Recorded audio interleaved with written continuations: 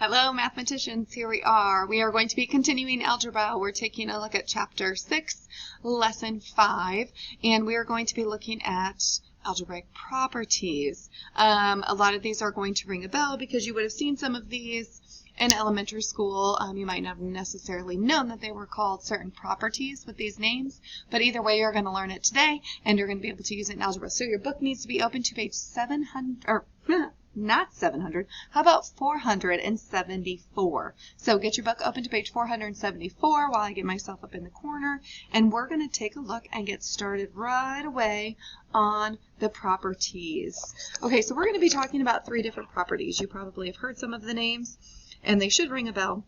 If they haven't, no big deal. But we're going to be talking about commutative property, associative property, and identity property.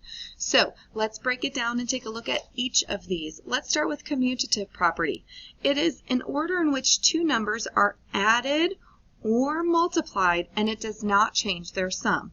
For example, if I add 7 plus 9, that's the exact same as adding 9 plus 7. Brand new information, right? No, because y'all know this. Okay, so this is not anything new. We just might not have known that that was called the associative or the commutative property. So it's called flippity-floppity commutative property because flippity-floppity commutative property, it does not matter in the order in which it goes. So if we were to do 4 times 6 and 6 times 4, exact same answer, flippity-floppity commutative property. All right, A plus B equals the same as B plus A. Now, it says added or multiplied. Does it work with dividing? Does it work with subtracting? Something to think about. Let's take a look. If I had 9 minus 3, is that going to equal the same as 3 minus 9? Well, let's figure it out. What is 9 minus 3? 6. What is 3 minus 9? Negative 6. Are those equal? No. Okay, so does it work with subtraction? No. Can you guarantee it's probably not going to work with division as well? You're correct. 4 divided by 2 and 2 divided by 4 are going to give you 2 different numbers. So it only works with adding and multiplying. So associative property, flippity-floppity, or I'm sorry, oh my gosh, not associative, commutative property, flippity-floppity, commutative property. Okay, that's what that means. Associative property, in a way in which 3 numbers are grouped when they are added or multiplied, does not change their sum or product. Again, if I have 3 numbers, for example, right here, 3 plus 9 plus 4, and I do my parentheses first, 9 plus 4, and I add that to my 3, am I going to get the exact same if I were to add my 3 plus 9 and then my plus 4? Yes. Same thing with multiplication, it works. So does it work with subtracting or dividing? No, it does not work with subtracting or dividing, only adding and multiplying. So associative property, taking 3 numbers, using parentheses, adding or multiplying, and you're going to get the same answer. Okay, so what does the identity property mean? It is the sum of an add-in and 0 is the add-in. Okay, so our add-in, and we're adding it to 0, is going to be the add-in. That's true. Okay, if I add anything plus 0, it's that same number. 5 plus 0 is 5. Okay, so it is also the product of the factor and 1. So 7 times 1 equals 7. 8 times 1 is 8. It's that number that we started with. Okay, so that is the identity property. All right, so let's take a look down here. Properties are statements that are true for any number. The expression 6 plus 10, or 6 times 10 and 10 times 6 are called equivalent expressions because they have the same value. This illustrates the commutative property, flippity-floppity commutative property. Okay, let's take a look at some examples. It says determine whether the 2 expressions are equivalent, meaning are they the same? If so, tell what property is, and if not, tell why. Let's take a look at this. 15 plus 5 plus 8, doing 5 plus 8 first, is the exact same as 15 plus 5 plus 8. Is that the same? Will they be equivalent? Yes, they will be equal because of the associative property. Okay. Excuse me. Now, let's take a look at number 2. I see the associative property because I see the parentheses, I see 3 numbers, but I see subtraction. Does it work with subtraction? No. This is not equal. Okay, and why is it not equal? Because we're going to get different answers. If I were to take 20 minus 12, I'm going to get 8 minus 3 on this side, and then I'm going to get 20 minus, what is 12 minus 3 is 9, so 8 minus 3 is 5, and then 20 minus 9 is 11. Are those equal? No, those are not equal. We didn't even have to do the math. We should just know that it is not equal. Okay? All right, let's take a look at the next page up here at these examples. So let's take a look at this one. Determine whether the two expressions are equivalent. If so, what property is applied? If not, then explain why. So 30 plus 0 and 34. Well, they are equal because of the identity property. All right, let's take a look at this one. 20 divided by 5 and 5 divided by 20. Okay, so you're going to end up getting 4 over here and 1/4 over here. Are those going to be equal? No, because the commutative property does not hold true for division.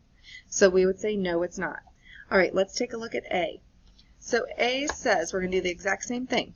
We have 5 times 6 times 3, and then 5 times 6 times 3, but we've used parentheses. So are those two equal? Yes, we're just going to put equal, and we're going to say because of the associative property. And we'll just put prop. Okay? Let's take a look at B. 27 divided by 3 and 3 divided by 27. Those are not equal because the commutative property doesn't apply to division. And that's exactly how you would say it and write it down. Does not apply to division. All right. Now it says we're going to work on using the properties to write expressions to see whether or not we can solve these problems. Some of them we're going to try to solve mentally. You'll see that on the next page. It says Brandy earns $7 for babysitting and $12 for cleaning out the garage.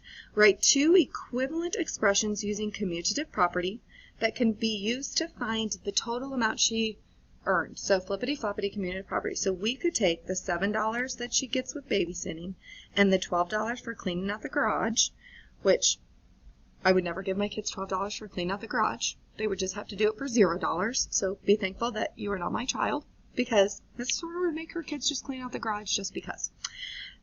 There's a little tidbit, okay? And we could flip that, and we could add the $12 for cleaning out the garage plus the $7. Okay, that is just showing that flippity-floppity commutative property. All right, go to the next page, and let's take a look at this problem right here. Okay, on page 476. Okay, all right, it says Vicki earns $6 an hour while working 11 hours over the weekend. So she earns $6 every hour, but she worked for 11 hours. She puts 1/3 of what she earned into a savings account. Find out how much she put into her savings account. So we're going to take 1/3 and we're going to times that by 11 times 6. We're doing 11 times 6 because we want to figure out how much she earned altogether, and then we're going to take 1/3 of that and put it into her savings. So 11 times 6 is 66, and I'm going to multiply that with 1/3. So I'm going to put that over 1. I'm going to multiply. Remember, I'm just going to multiply. I'm running out of room. I'm going to come up here. So I'm going to take 1/3 times 66 over 1. Oh, look, I can cross simplify, divide each of them by 3. 3 divided by 3 is 2. Or I'm sorry, 66 divided by 3 is 22. So I'm going to multiply across. I get 1 times 22, which is 22 over 1. Therefore, she is going to put in $22 into her savings account. So she's going to put $22 into her savings account. Okay? All right, let's take a look at this guided practice.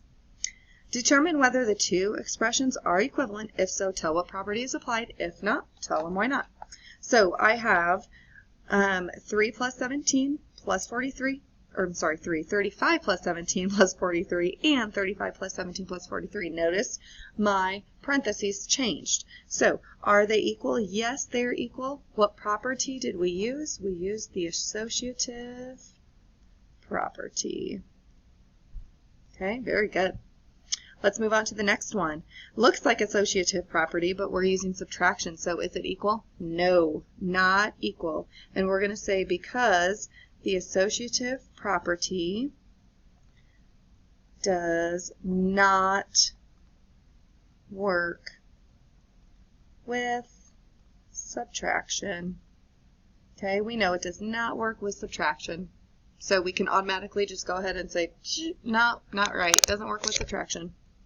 All right, let's take a look at this one. 59 times 1 and 59.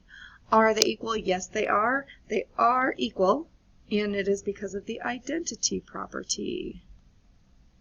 The identity property. Very good. Easy peasy, right? All right.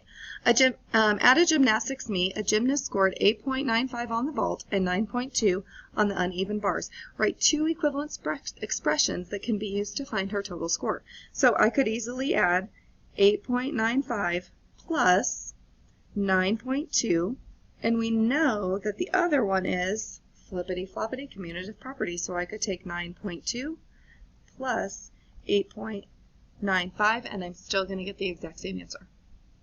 Okay.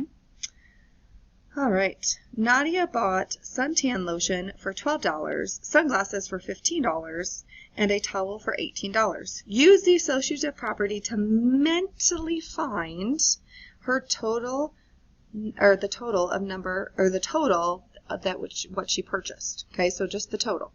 Now, when I look at these numbers, I see 18, I see 12, and I see 15. So I want to try to group numbers together that I can mentally figure out first. So here's what I'm going to do. I would first add 18 plus 12. Why in the world would I add 18 plus 12 first when I see that 12 and 15 really come first here? So I should just add those two. Here's why. I know that 8 and 2 make 10. So right away I know that I have 10 and 18, so there's one 10. I know that I have a 10 and 12, so there's another 10. And I know when I add 8 and 2, I get 10. So right now I have 3 10s, which is the exact same as 30. I can do this in my head, all right? Plus my 15, and when I add my 30 plus 15, I get easily $45, okay? All right, so that's all we're going to do as far as the properties. Remember, those properties are right here when you need them. I would circle those. I would highlight those. You're going to want to know all of those, the commutative property, associative property, and identity property, okay? And I think you're good to go. If you have any more questions, come find me either today or the next day whenever you see me, but pretty self-explanatory. Go ahead and do whatever you need to do that is on your next list. I don't know what it is. Who knows? Okay, whatever Mrs. Horner tells you to do, or whatever's on the board, or whatever's in Google Classroom. All right, good job, mathematicians.